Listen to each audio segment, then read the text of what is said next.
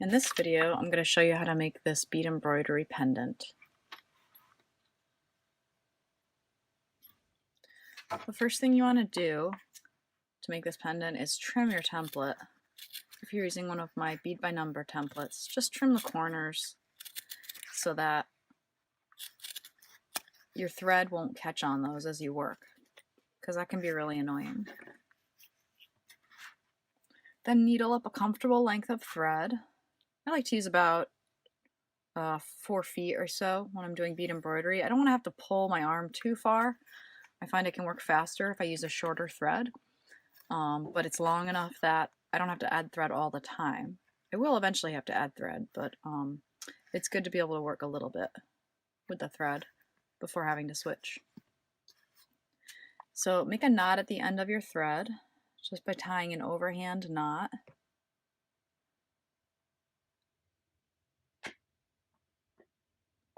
And then stitch up somewhere close to the edge of your template through the template from back to front so the knot catches on the back, and then just stitch back and forth a couple times, because the knot alone isn't enough to keep this in place if you pull really hard. And I'm coming up near the edge of the template, so this burgundy line on the outside edge of the rest of the design, that represents Toho 222F. That's the color we're using in size 11 seed beads. The color beyond that, that's a little bit more brown, a little bit more green, has more green in it. That's just extra space to account for any slight deviation from this burgundy line for when you cut the template out.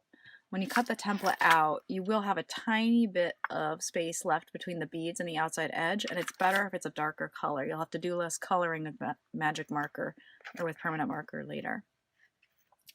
Alright, so now to start back stitching, you're going to pick up 2 or 3 of those Toho 222F beads, and make sure your thread is coming out of a spot directly on that burgundy line.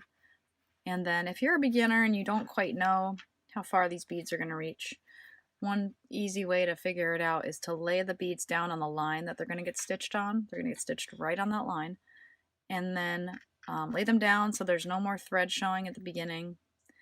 And then stitch straight down after the last bead from front to back through the template, making sure your needle's going right through that burgundy line.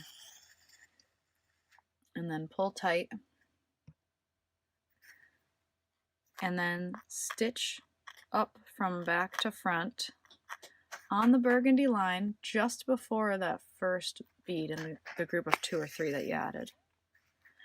Then stitch through all the beads you added again.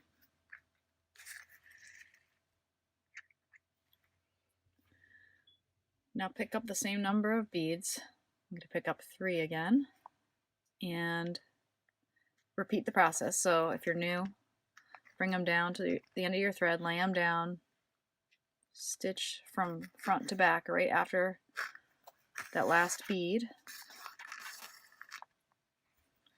and then you're going to stitch up from back to front between the last and second to last bead in the previous group of beads you added. So this is why we call it back stitch. You're stitching back a ways, coming up between beads in the previous stitch. And make sure, once again, your needle's on that line that you're trying to stitch your beads onto. Then stitch through all of the beads after that point, headed in the direction you're working. In this case, it's counterclockwise.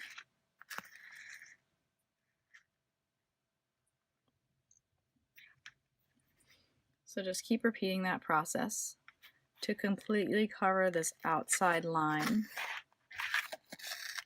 with those beads. And remember, there is color beyond that burgundy line. We're just working on the burgundy line right now.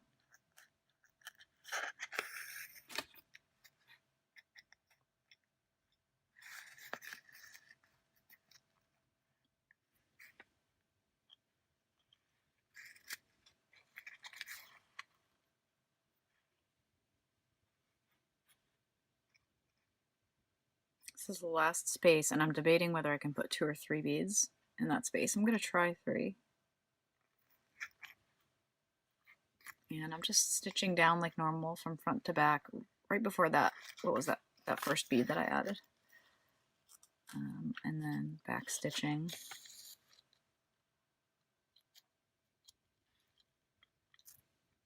I'm going to go through at least a couple of the beads at the start of this row. All right, so that's my outline done with 222F, bead number 2. And I'm gonna make sure that when I do the rest of the beading, it all stays within this circle of beads. And I also want to make sure that when I'm adding beads, I don't add them so close to this row that I pop it out, because if you try to, at any point, you can push these beads out. So if I add a bead too close, I could bump out this circle and then it'll look more imperfect. You know, the beads are a little imperfect anyways, so it's never an exactly perfect circle. But back stitching it first allows us to get close to perfect, and then we just want to make sure not to get too close with the other beads. In the case of the one that I already stitched here, in some areas there is a little space between the beads and that initial row because the space wasn't big enough to allow a bead to fit in there. In other places, there's a perfect amount of space to add a bead. But I just kind of eyeball that as I go along. All right, so after stitching through the first few beads in that initial row, stitch down from front to back on that burgundy line between whatever beads where your thread is coming out. And then you need to pick parts of this project to stitch first. I like to stitch the lines of Toho 221 first because they kind of outline the different areas where the beads go in different directions. And so I like to start stitching these 3 lines first, and then follow that with the 222F, and then kind of take it from there. So where's my thread? My thread's over here, so it's in a convenient spot to start working on this section here. And also this section isn't being overlapped by anything. It's, if you look at it like as if this was 3D, and there's 3 different circles here that we can only see part of, this circle, or this semicircle, is sitting on top of the other 2. So I'm just going to make a couple small stitches to work my way over to the start of this line. Start of the line for 221, bead number 5, and my thread is, or my needle is coming out of the template from back to front, right at the start of that line, right next to that row of 222F, but I'm not pushing the beads out with my needle at all. There's a little bit of space there. All right, so now I'm going to start stitching, back stitching with my Toho 221, bead number 5, and for this line I'm going to do 2 beads at a time because it's a tighter curve. It's a smaller curve and a tighter one than the outside row of 222F. When you're doing shorter rows or tighter curves in general, you want to use fewer beads to backstitch.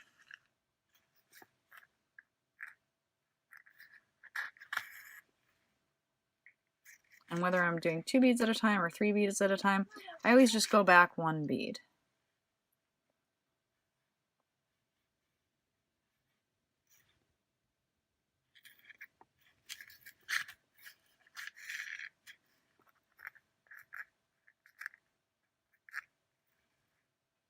I often make several attempts to get my needle to come out right in the right spot where I want it. That's normal, that's just what it takes because you're piercing through from back to front and you can't see exactly where your needle will be coming out until it pierces through the template.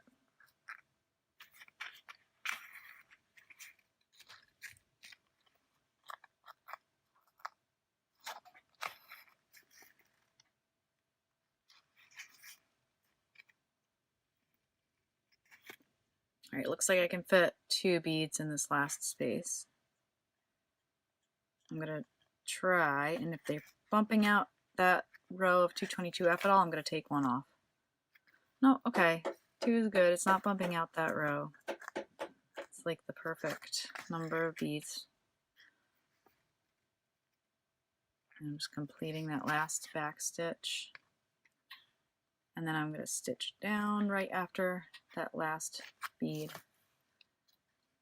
And now I'm going to stitch up on the burgundy line next to that greenish brown line and start stitching Toho 222F. That's what that line is for, just like the outside perimeter line.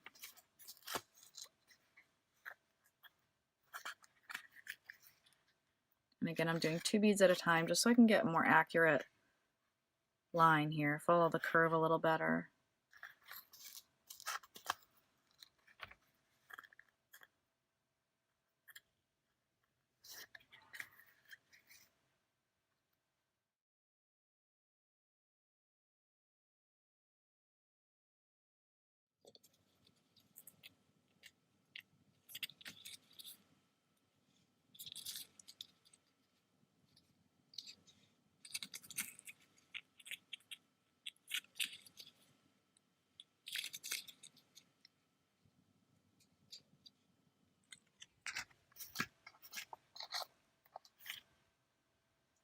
It's a bead with a small hole. Just get rid of that guy.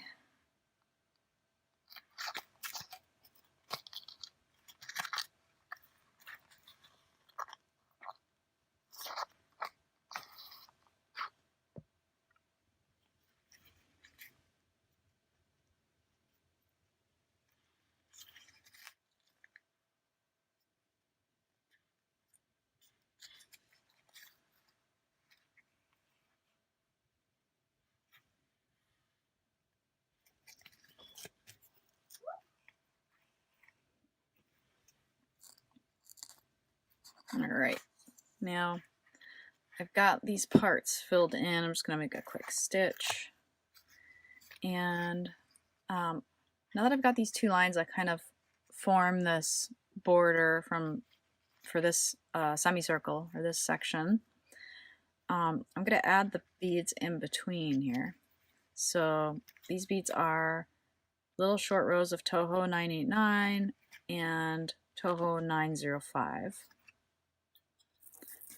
So I'm going to start on this full line here.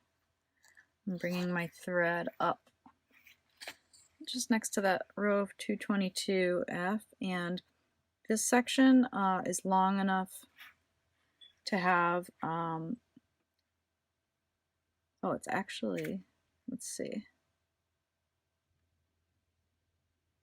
Yeah, this section is long enough to just have 2 beads. Okay, I was confused for a second because it looked close to 3, but it's actually just 2. So I'm just adding 2 beads at a time and then going over to the next color line.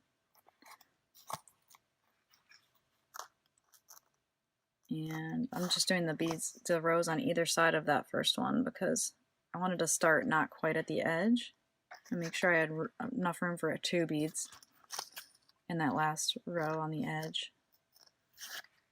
And I did.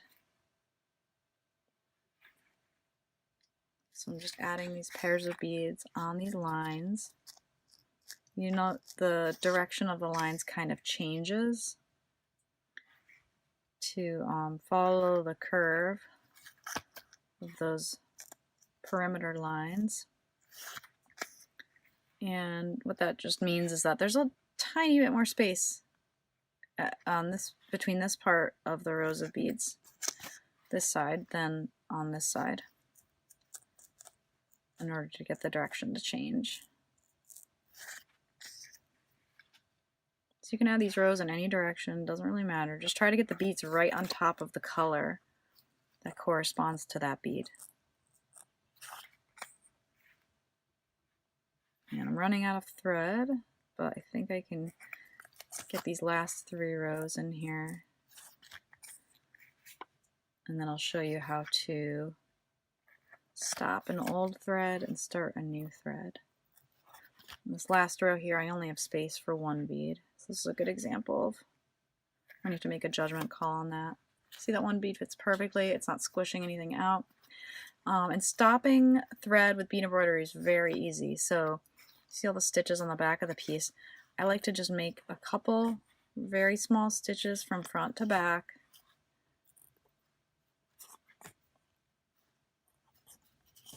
And then turn the piece over to the back side and just make a very shallow stitch. Pull the thread, pull the needle off the thread, and then trim the thread. This is going to get all covered with glue, so it's nice to have a little bit extra thread underneath some fibers here to really hold it in place. To start a new thread, cut a comfortable length of thread off the spool, and then needle up your thread by pushing your needle down onto your thread, holding it just a short amount out from the tips of your fingers. That's the easiest way to get thread on a beading needle because the eyes are very small. All right, and then tie an overhand knot on the end by making a loop and passing the needle and thread through it.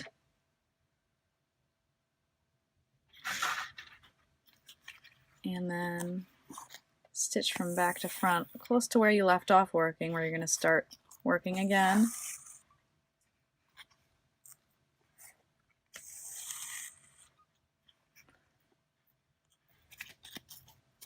And now I'm going to backstitch on this greenish brown line here that represents Toho 221. Just doing 2 beads at a time.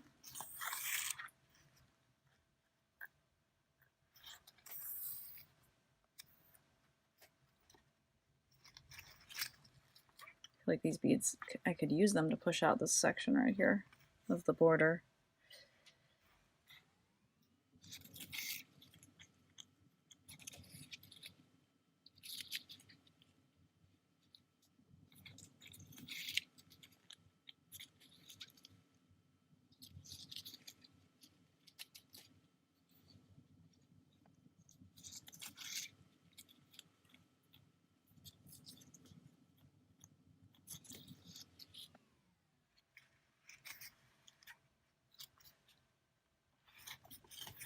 All right, so that's for that row. It's a very short row.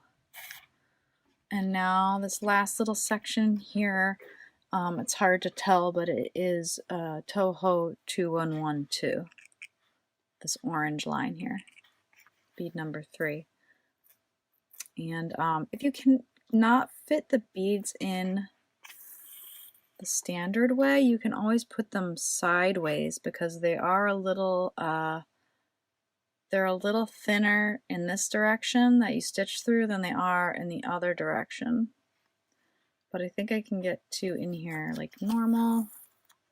Yep, and they don't push out this line. But I think in this space here, I'm going to try adding one in the other direction.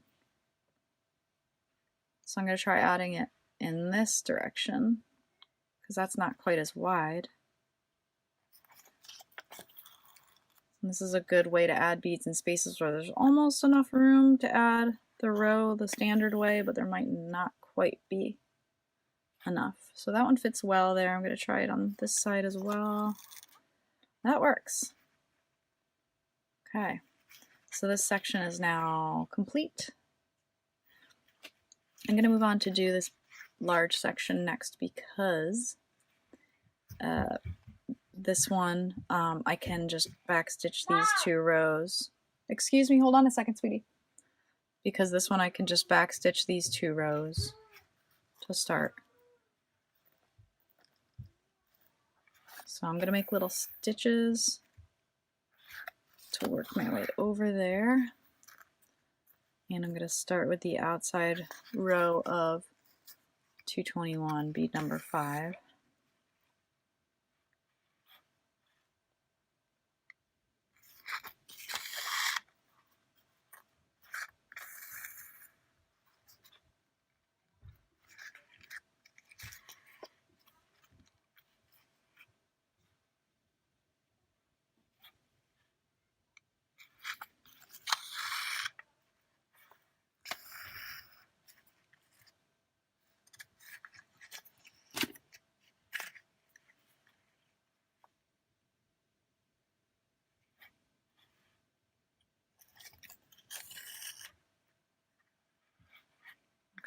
So that's the end of that row, and I'm just going to go right next to that row of beads and start stitching my number 2 bead, Toho 222F, on that burgundy line.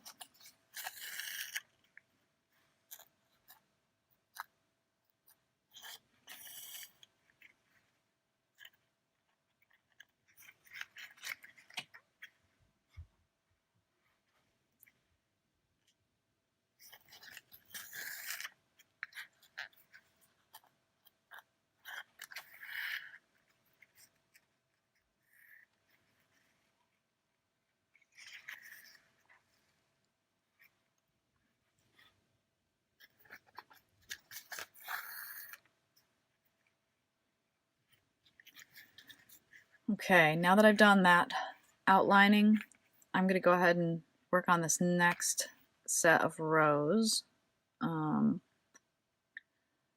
It looks like it is Toho 905 and Toho 2112. Those 2 rows alternating. So I'm going to make a couple stitches. I like working starting in the middle and then working my way out in each of these sections, just so I can make sure the middle is at the perfect angle. And there's enough space on these lines, I already know just because I did this before, to add 4 beads of each kind. So I'm on a Toho 2112 line, so I'm going to pick up 4 of those.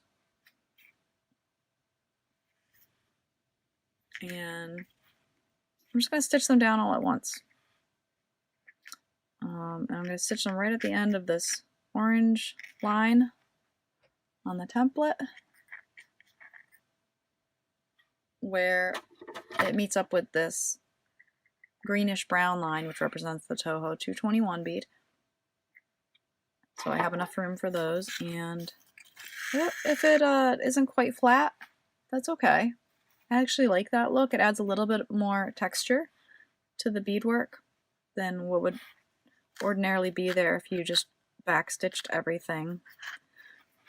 And then I'm going to move to the next color stripe over, and this one is bead. So I'm just moving over to the next stripe over, and this one is bead number 905.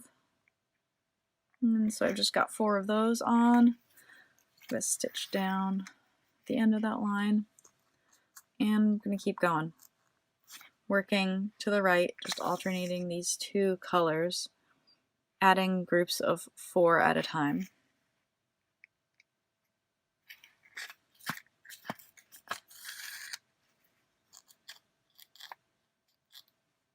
And I'm trying to stitch up from back to front on like the middle of the line. It has some thickness to it, and I'm trying to stitch on the middle to place my beads correctly.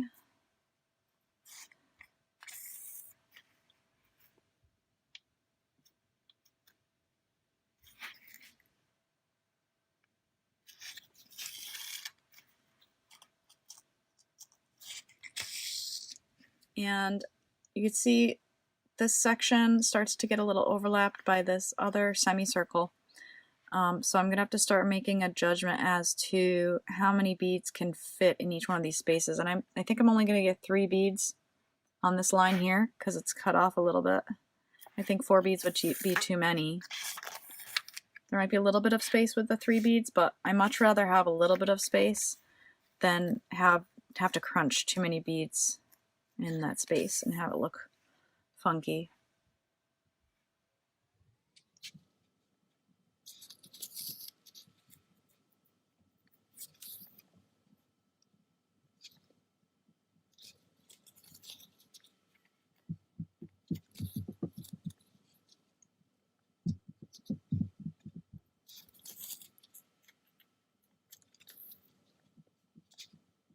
I'm down to just 2 beads at this Point. Okay. So now I have to finish this section, and because I'm going to have to backstitch this line anyway, and my thread is already right there, I'm going to come up on this greenish brown line and just start backstitching my Toho 221 beads as I work toward that other side. Why not? I'm working down that way anyway. I would just be doing small arbitrary stitches. I may as well be adding some beads as I go. That's one little trick that I use. Even when I'm doing things in a specific order, sometimes I'll just do a little bit of extra work as I go that I don't have to do later.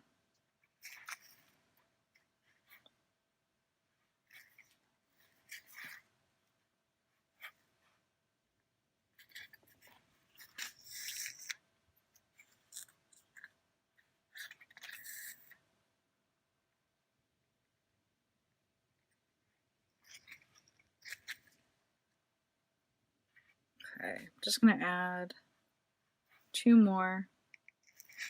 I'm not gonna backstitch those just yet because I'm now gonna resume doing these lines of these peach colored beads. So I'm on a 905 line. Add 4 of those guys.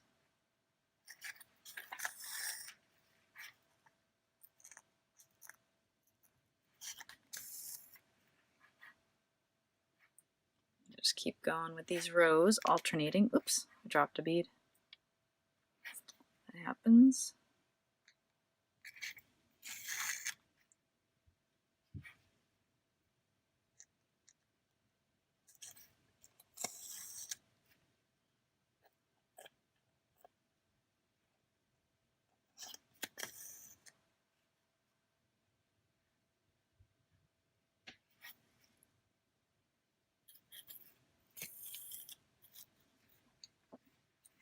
All right, so now I'm going to just work this line for 221 back to where I started it.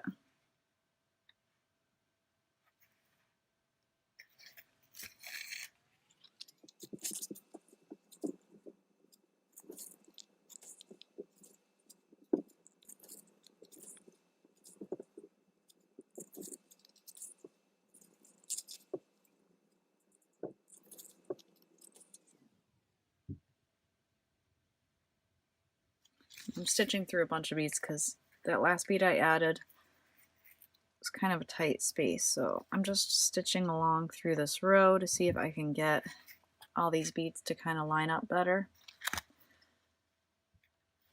You can do that at any point to any of your rows to try to get things to align better.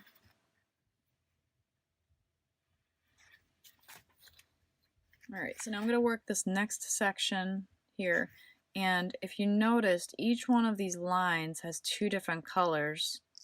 There's like a little short part of it that has one color and then a longer segment that has a different color. So it alternates these 2 types of rows. And just like last time, I want to start sort of in the middle of this section because I just like to make sure the angle is good.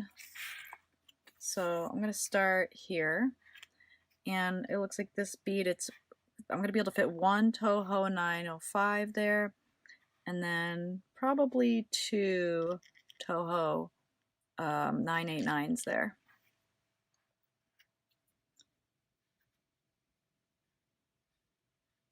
So that's what that combination of beads looks like.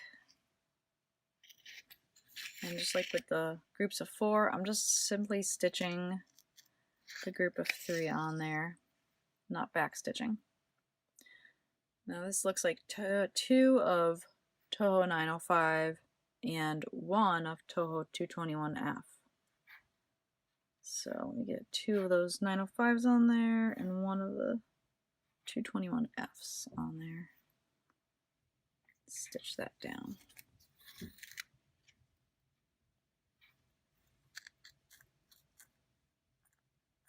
And depending on which side of the line you're starting to work on, obviously you'll pick up the beads in possibly a different order from me. You just want to make sure you're sort of adhering to the colors on the template, that you're adding the beads that match up with that color using the key in that spot that their beads are going to sit.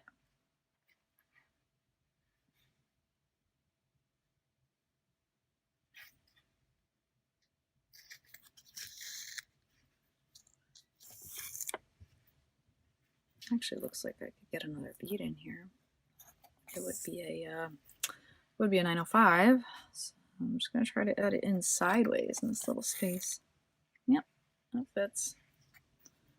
Okay, and now the same thing as last time, because I have to work in this direction anyway, I'm just gonna start backstitching my Toho 221s on this line.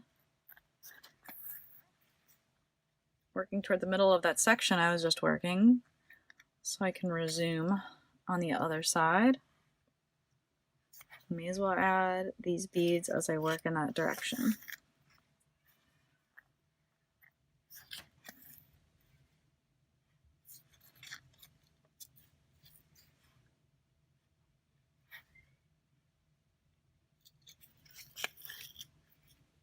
All right, I'm gonna resume with this line.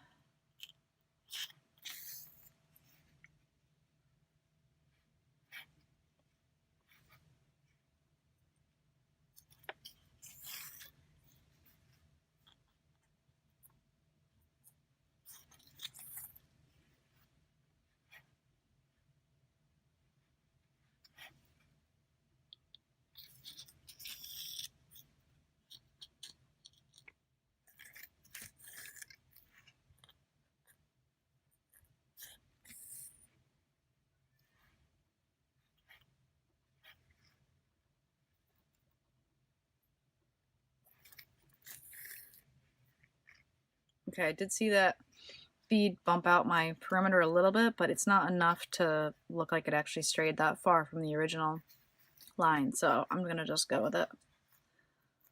And now I'm gonna go back to that bead number 5 line, that greenish brown line, and start backstitching my 221 again. So I'll meet up with the other side I've already done.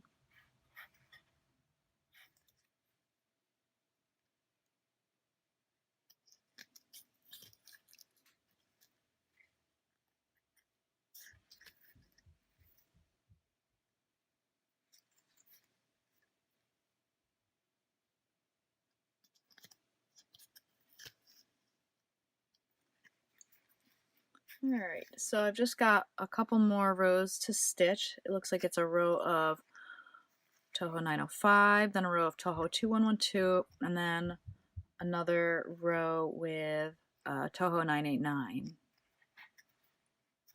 So I'm going to go ahead and make a few stitches over to the start of that first row and just start back stitching my beads in place.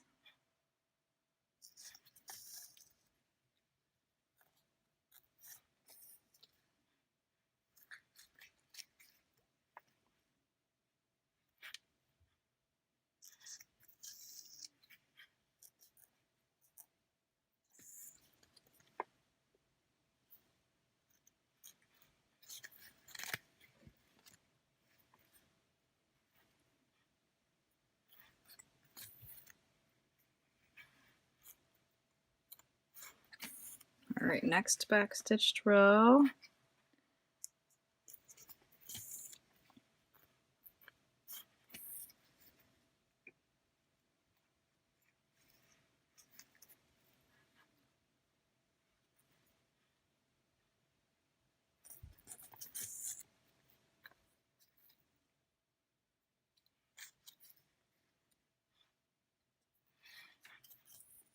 All right, and finally, I'm gonna do this row of 989. I'm gonna do it cautiously as I did this row here where I had kind of a narrowing space, and I'm gonna try to add the beads to the left and right of that little back stitched two guys sideways. That first one fits really well sideways.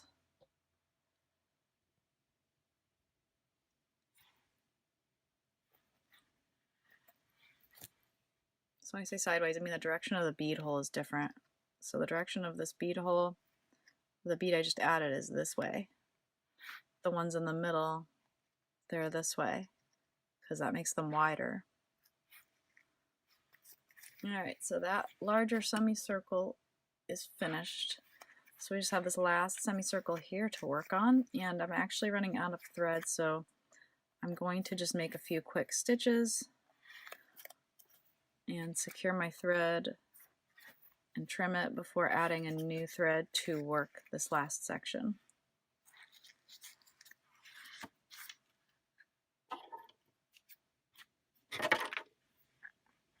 Alright, so I'm starting a new thread close to these sort of border lines so I can backstitch those first.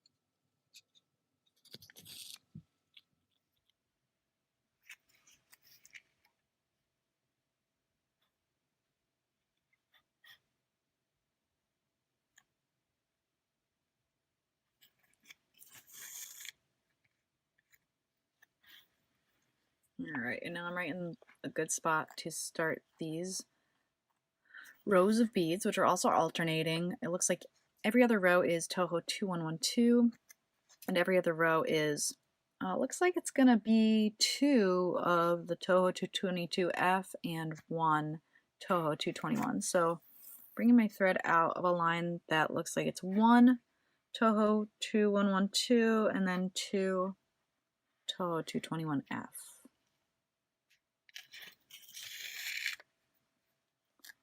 Yep, so I'm just gonna put these rows in place, working to the right. I always seem to want to work to the right.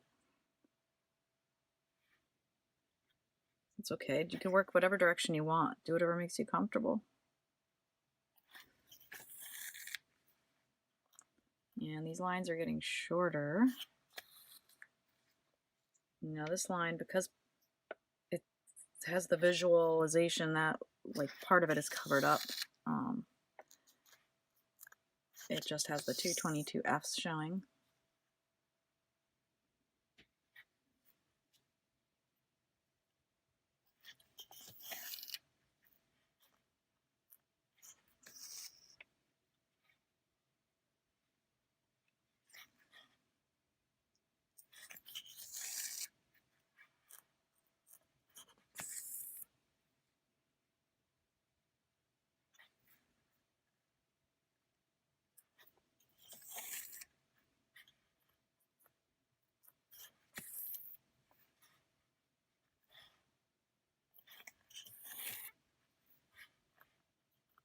Right, and got that section filled in, so I'm going to do this back stitching move to go back to the center and work in the other direction.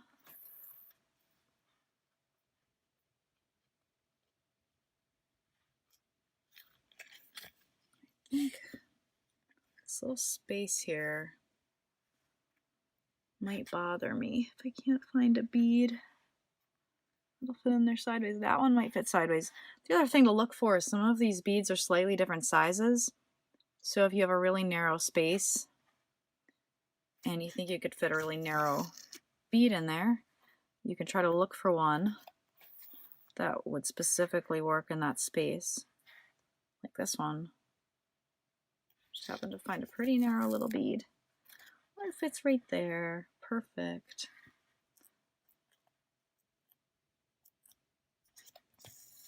I can just go back to my back stitching. The great thing about bead embroidery is you can kind of do it in any order. You can start it and stop any row. If you're just doing back stitching, it doesn't really matter. You're just filling in spaces with colors and shapes that are the beads.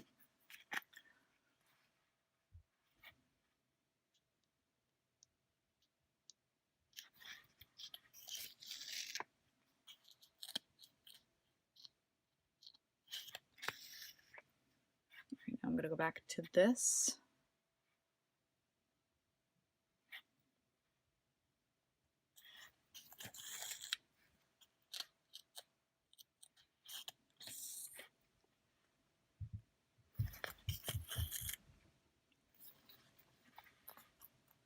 All right, so that section's filled in. I'm going to backstitch the rest of this row.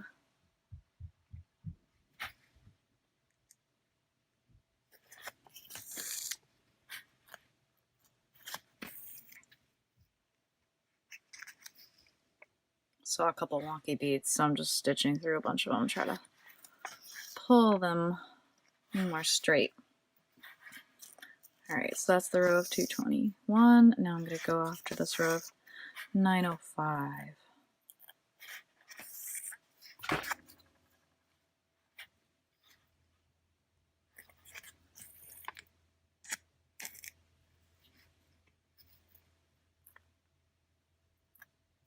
I don't know if this is one of these spaces or if I'm just going to be trying to force a bead in here that won't fit. I'm going to try it, and if it doesn't work, I'll take it off. I'm trying to put a bead in sideways. That did work. Okay.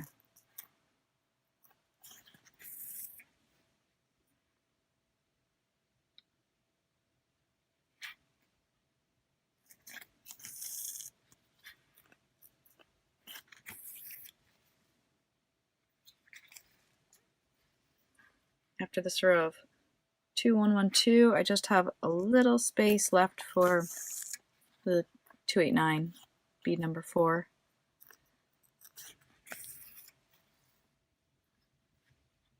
I think in this last space I have to do the same thing, add one sideways so as not to push my perimeter row out. Oops, I grabbed the wrong bead. Huh. Put a 905 in there.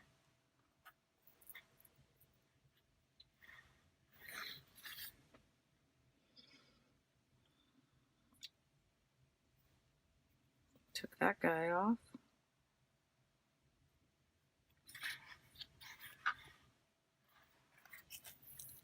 There, that's better. Okay, and now I just have a little bit of room for 989, and I think I have to add all these sideways. I don't think I can add any of them the regular way, or it'll push my perimeter row out. I have to be very careful here. I think I'm just going to be able to get 3 or 4 in here.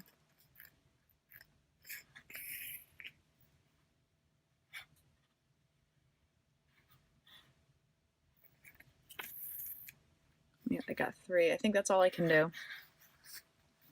All right, so that third section is finished. So I just have this middle area here to fill in, and it's kind of hard to see, but this is just lines of 222F that kind of follows the these Toho 221 lines.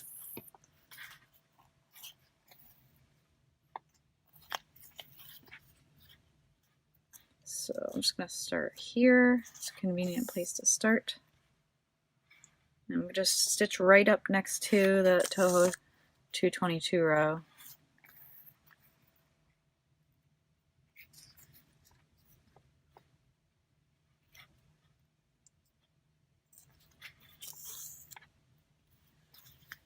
Alright, I got 4 in there. And I'm just going to work in this direction now, fitting as many beads as I can. There's not going to be that many.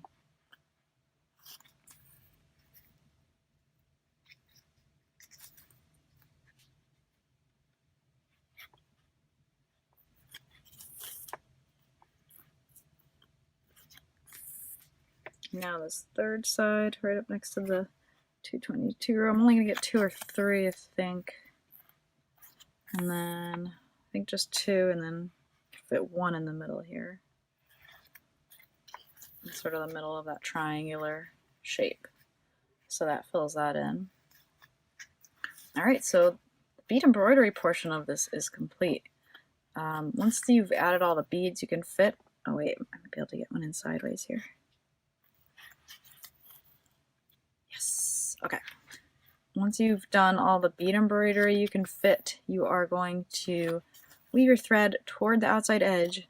If you have a good amount of thread to work with, you want to leave it hanging from the front side, somewhere in the neighborhood of that perimeter row, but not to the outside, because you're going to have to trim this. You don't want to cut that thread in the process.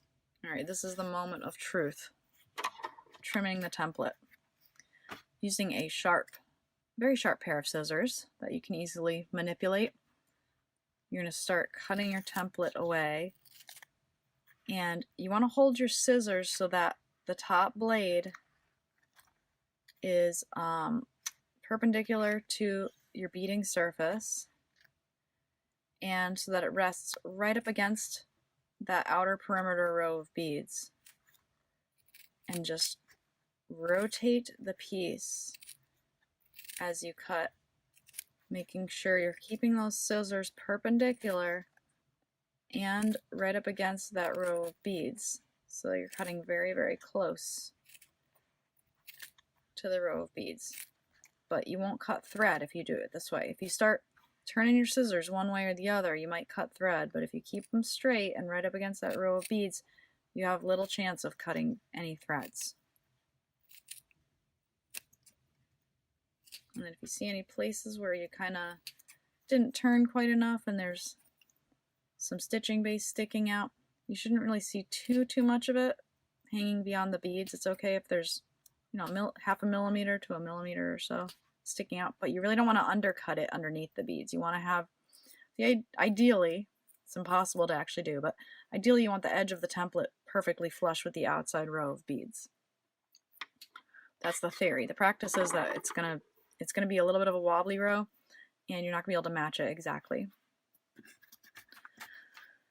Now once you've done this, you're gonna grab some fabric glue or jewelry glue, something that's appropriate for adhering fabric surfaces together. And I'm just using this white tacky glue. It's actually for crystals, but it can be used for fabric as well. And I'm just spreading a good amount of glue all over the back of my piece, all the way up to the edges. Really want to make sure that these edge threads will be covered too.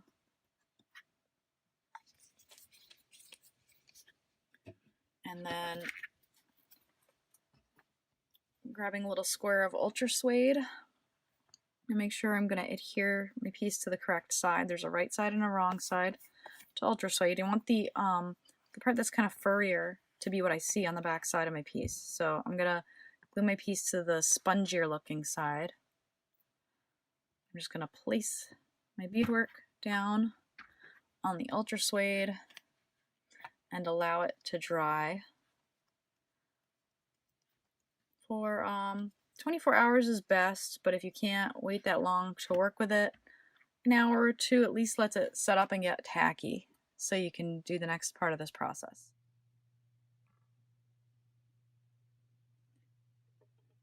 Once the glue is reasonably dry enough to work with, take your pair of scissors again and cut out the ultra suede or whatever you used for backing along the same edge as the template. So again, using that technique with your scissors where you keep them perpendicular, just go along the outside edge and try to match the edge of the template as best you can with this trim. You can always go back and trim little pieces off if they're overhanging the template at all. Once you've done that, you've got this white edge of the template to deal with. So your best bet is to take a permanent marker that matches the overall color scheme of the piece, or at least the beads closest to the edge, and color in the edge with that. I only have a couple random permanent markers at home, so sometimes I use a combination of a couple of them, and today I'm going to try using black and then orange. It should make kind of a brown color, which I think will go with these beads well. It just helps disguise the edge of the template once we add edge beads. That was the black. This is the orange. That looks pretty good. Kind of matches the backing too, which I chose to coordinate with the colors of the project.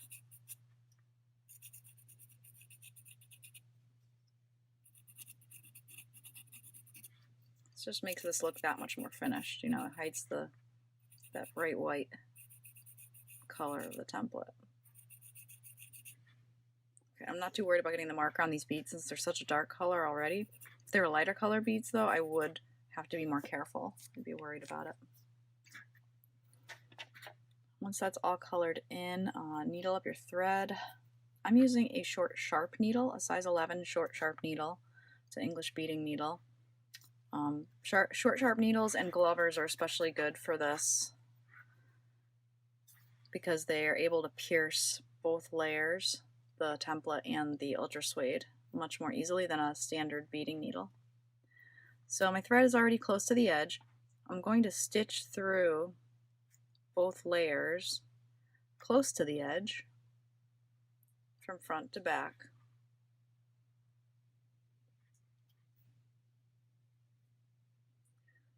And then I'm going to pick up 2 of my Toho 221 beads, bead number 5, and I'm stitching again from front to back through both layers about a bead's width away from where I first came out the back. And I'm making sure on the front that I'm not piercing any of the threads between beads. That's why I like doing this technique, working on the back side, because it allows me to angle my needle when I stitch into the front side first in such a way that I make sure I steer clear of the beads and the threads between them.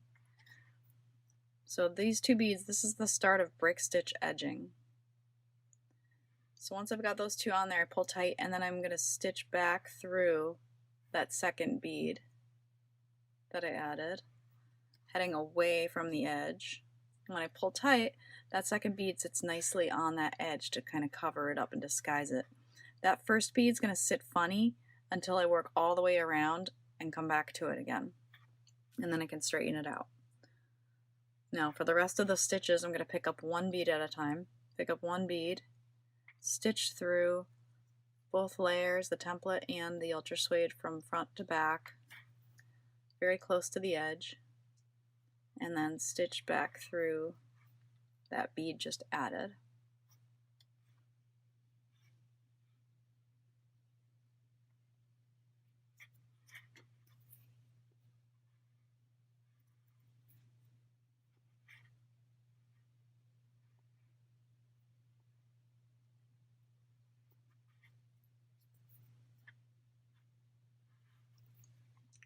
Once you've gone all the way around and you get back to the beginning, you're going to stitch down through that first bead that's sitting wonky. So toward the edge, but don't pierce the edge or any other beads. Then stitch through both layers, the template and the ultra suede, and then stitch back through that same bead. That should sort of correct its position so it's sitting more on the edge. Now I had to squeeze a bead in that final space. It's always a challenge to figure out if you need another bead or not in that space. Now the next step is to add some extra edge embellishment and figure out where you want to put the bail if you're making this into a pendant to hang on a neck chain or a strap. So I personally, with this design, I like this larger semicircle to sort of be pointing down. It kind of reminds me of the sun, but you can position this so it's hanging any way you want. But because I like it that way, I'm going to start my edging here. I'm going to work up. I'm going to start my edge embellishment here. I'm going to work my way up, and once I get to that spot, I'll add a bail, which is basically a loop for a neck chain. So to add the extra embellishment, I'm going to pick up 3 of my 221 11-ohs. And working in that direction, I'm going to skip the next edge bead and stitch into the edge bead after that. Then I'm going to stitch out through the next edge bead. And just repeat that process. Pick up 3 beads, skip the next edge bead and stitch through the one after that, and then out the very next one.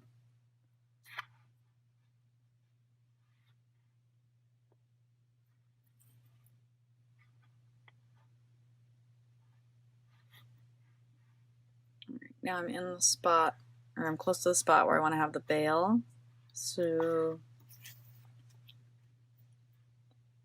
I want the bail to be right here.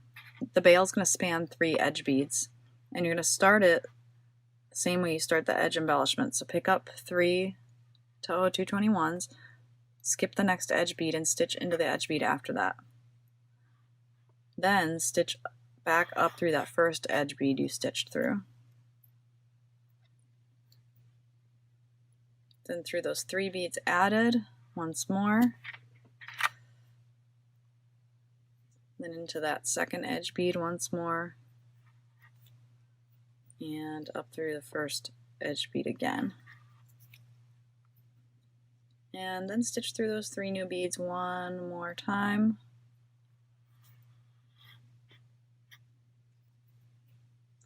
And now we're going to ladder some beads onto these 3 beads. So we're going to pick up another set of 3 beads and stitch through these 3 beads in a circular manner. So stitch in the side that does not have the thread coming out of it. Get those beads, groups of beads to sit side by side, and stitch through the new beads again. And then just repeat that thread path once more.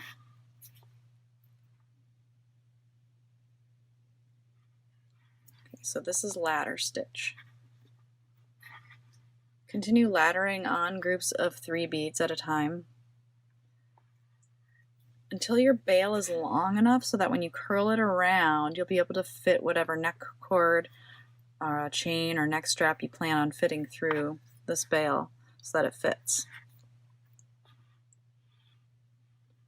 Each time repeating the thread path once more after you have added the beads and gone around completely, so that the connection is stronger than if you only went around once.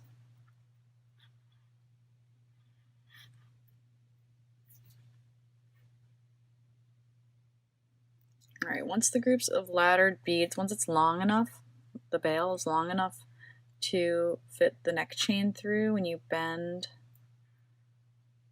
it's wonky, when you bend the last row around to meet the front, you can stop adding groups of beads, and you're going to then stitch into the edge bead that's on the side of that last laddered group of beads that your thread is coming out of, and then stitch up through the edge bead on the other side, and then stitch through that last pair of laddered beads again. So you're essentially stitching this last ladder to the original edge beads, and just repeat that thread path to make the connection stronger. And then you're going to work your way over to the edge bead right after that third edge bead that your bail is connected to.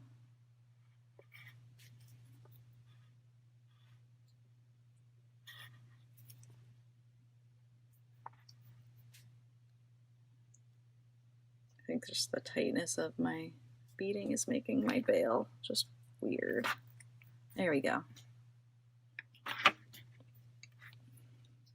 All right, and then just continue adding the groups of 3 toho 221s to the edge beads as you did before you added the bail until you work all the way around and back to where you started.